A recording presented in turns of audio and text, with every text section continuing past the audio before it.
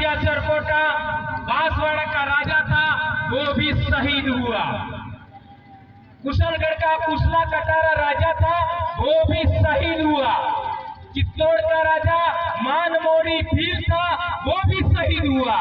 उदयपुर का उदय कराड़ी था, उदय कराड़ी, वो भी शहीद हुआ। समुंदर का सोनारा भील था, वो भी शहीद हुआ। गलियाकोट का गलिया डामोर था, वो भी शहीद हुआ। झाबुआ का जब्बू भील था, वो भी शहीद हुआ। अलीराजपुर का चित्तू करण अलिया भील भी शहीद हुआ। सूथा भील भी शहीद हुआ।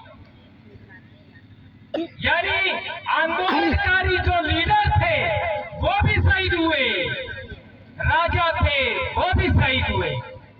यह है आदिवासियों का इतिहास।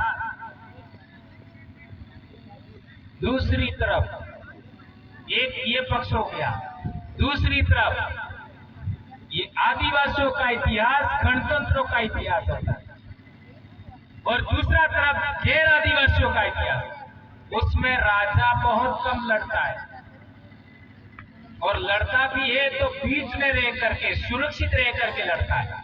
उसके सैनिक मारे जाएंगे, सेनापति मारे जाएंगे, उसके परिवार के लोग मारे जाएंगे, उसके सगे संबंधी मारे जाएंगे, लेकिन राजा नहीं मरता है।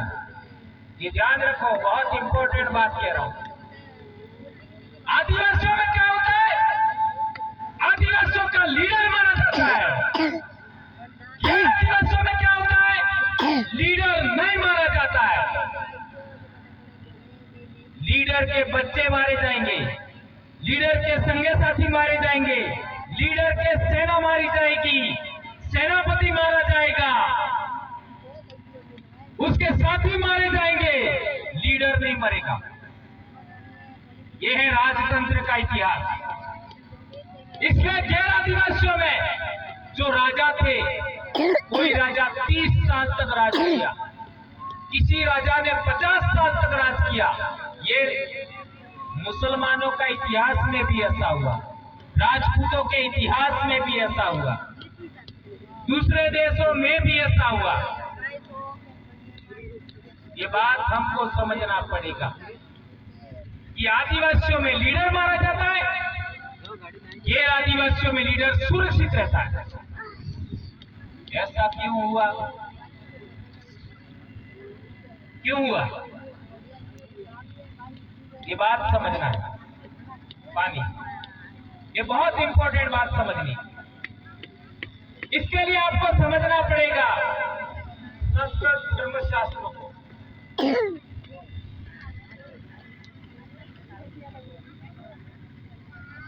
संस्कृत भाषा किसकी है? संस्कृत धर्मशास्त्र किससे लिखे? मंदिर का पुजारी से लेकर के शंकराचार्य कौन होता है?